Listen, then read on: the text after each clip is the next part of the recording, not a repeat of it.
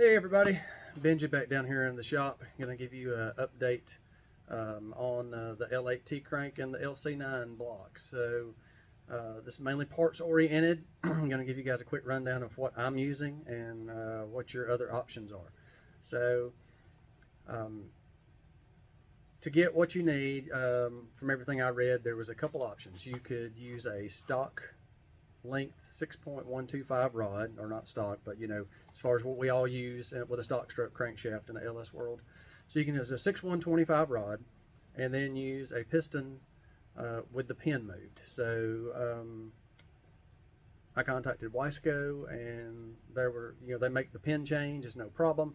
I think it was like 150 bucks, so I ended up like with $1,050 in those pistons. Got them through Kurt Urban at Scoggin-Dickey Performance. Helped me out. They actually, when I ordered them, which has been a couple months ago, they actually had them in stock. So I know they keep them for the bigger bore stuff, but like I say, ours is a 3/800. But if you have a 4-inch 4030, that kind of thing, you know, you may get lucky. So, but you can do it that way. Is one option. So basically, stock length rod, custom piston. Another way around it is using a 6/200 length rod, which I think I saw some shelf rods like on Summit. I never really went down that rabbit hole, but if you use the 6/200 rod, you can use a shelf piston for a LS with a 4-inch stroke crank and everything come out right. So depending on how big a hurry you're in, you may can get, you know, a different way than what I went about it. You may can get that quicker. So like I say, I went with Wiseco pistons. They have a tool steel ring, the upgraded pins, and the ductile iron second ring. So that package was from Scoggin-Dickey, and I'll show you the part numbers and stuff on the stuff I used before we end the video. I also used, when going with a rod, I wanted to go with an I-beam rod. Really couldn't afford aluminum. Considering we're going to drive the car, you know, I've heard all the wives' tales. Didn't want to get too far into that, so everywhere I looked, it was like either Boost Line or Oliver. Looked like everything was 14 to 16, 1700 bucks. Oliver's being made in USA. I did like the idea of that. And then everything else out there that I found was made in China, including the Boost Line stuff. So that being said, wasn't sure I wanted to spend that much money on Chinese parts. So, but I guess everything we buy that, you know, these days is that way. So did a little more digging, started looking at some of the bigger shops that sell turnkey short blocks and long blocks, and a lot of them were using Liberty parts. Like a lot of them do Liberty cylinder heads, whatnot, with maybe better valves and hardware or whatnot, but use their castings. And saw where a lot of them were using Liberty rods. So Liberty offers an I-beam billet rod with a ARP L19 bolt. I think they're about 950 bucks. Maybe 1,000 is what you would see on some of these engine shops websites if you were buying them from them. Went to my local machine shop. He's always helping me out, getting me in and out quick. Yeah, I've been doing business with him for over 30 years. So he treats me right, and he's actually a Liberty dealer, so to help me out, he gave me the rods at his cost, which was like 700 bucks. So gonna grab one and show you guys. So this is the Wiseco piston. And like I say, it's basically just the pin height is moved for the extra stroke. So now it has, if you can see it, it's got like an extra rail you have to install for the oil ring to sit on, for your scraper rail to sit on. So it's where the pin's moved up there. So nice beefy piston. And here's the Liberty rod. So it's I-beam construction and comes with the ARP. It's the L19 series bolts. I think these torques are like 75 foot-pounds.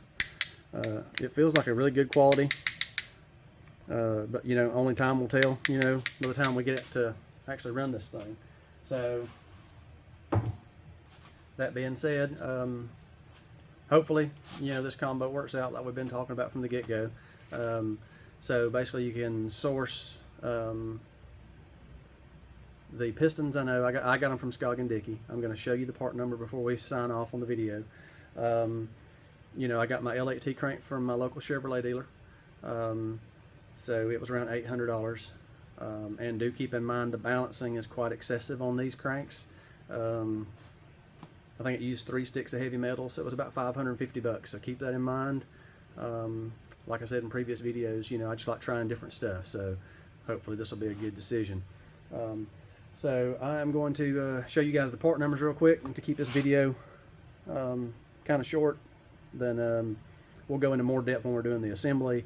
Show you what heads we used, you know, lifters, all that kind of stuff. We'll get a little more in depth when we actually get this shop cleaned up, because it looks like a cyclone hit it right now. So we can't start assembling an engine with it looking like this. So we'll get everything cleaned up this weekend and hopefully get this short block together. So just going to show you this stuff right before I go home. I'm probably going to take these rods and pistons home because it's cold down here, and try to assemble those at the house on the kitchen table. Hopefully my wife won't catch me. So I'm going to flip you guys around and I'll show you these part numbers and get out of here. All right, so here is your information on the Liberty rods. Part number. It shows you the weight down there. So they come all nice packaged. And this is the part number on the pistons. Give you a minute where you can screenshot that or write it down. You guys can pause it or whatever.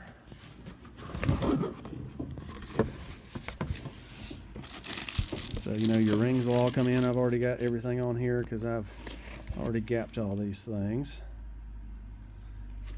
But it'll come with that ring package. And come all nice and sealed up.